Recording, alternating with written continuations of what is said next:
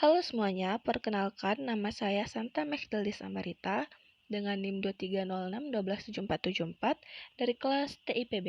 Di sini saya akan menjelaskan mengenai mikrob. Adapun topik bahasan yang akan dibahas pada hari ini yaitu yang pertama, definisi mikrob, yang kedua manfaat mikrob, dan yang ketiga klasifikasi mikrob. Mikrob merupakan organisme yang berukuran sangat kecil sehingga untuk melihatnya diperlukan alat bantu yang bernama mikroskop. Mikrob juga sering dikenal dengan organisme mikroskopis. Selanjutnya, manfaat mikrob itu terbagi atas 3, yaitu manfaat bagi manusia, bagi tumbuhan, dan dalam industri. Yang pertama, manfaat bagi manusia. Mikrob membantu pencernaan makanan, sistem imun, dan menjaga kesehatan reproduksi. Yang kedua, bagi tumbuhan, mikrob mempertahankan kesehatan dan kualitas tanah, serta menghasilkan nutrisi yang dibutuhkan. Dan yang ketiga, dalam industri, mikrob berperan dalam pembuatan antibiotik, pembuatan alkohol, cuka, ragi roti, dan lain sebagainya. Selanjutnya, yang terakhir, klasifikasi mikrob. Mikrob dibagi menjadi 5 jenis, yaitu ada bakteri, khamir, protozoa, alga, dan jamur. Kita masuk yang pertama, yaitu bakteri. Bakteri adalah makhluk yang bersel tunggal yang dapat ditemukan di mana-mana.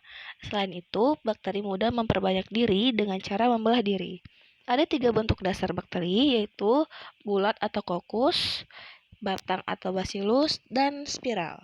Bentuk bakteri ini ditentukan oleh dinding selnya. Berdasarkan susunan dinding selnya, bakteri diklasifikasikan menjadi 2 golongan, yaitu bakteri gram positif dan bakteri gram negatif. Pengelompokan ini didasarkan pada prosedur pewarnaan gram yang menghasilkan 2 jenis bakteri yang berbeda. Di sini dapat dilihat juga gambar dari bentuk dan susunan bakteri. Yang kedua, khamir. Khamir merupakan fungi uniseluler eukariotik yang reproduksi aseksualnya terutama melalui pembentukan tunas atau pembelahan dan memiliki fase seksual yang tidak tertutup dalam badan buah. Ukuran sel khamir sangat bervariasi, bergantung pada jenis spesies dan kondisi pertumbuhannya. Beberapa khamir memiliki panjang sel 2-3 mikrometer, sementara khamir lainnya dapat mencapai 20-50 mikrometer. Lebar sel khamir yaitu antara 1-10 mikrometer. Khamir banyak ditemukan pada daun, buah, dan nektar bunga.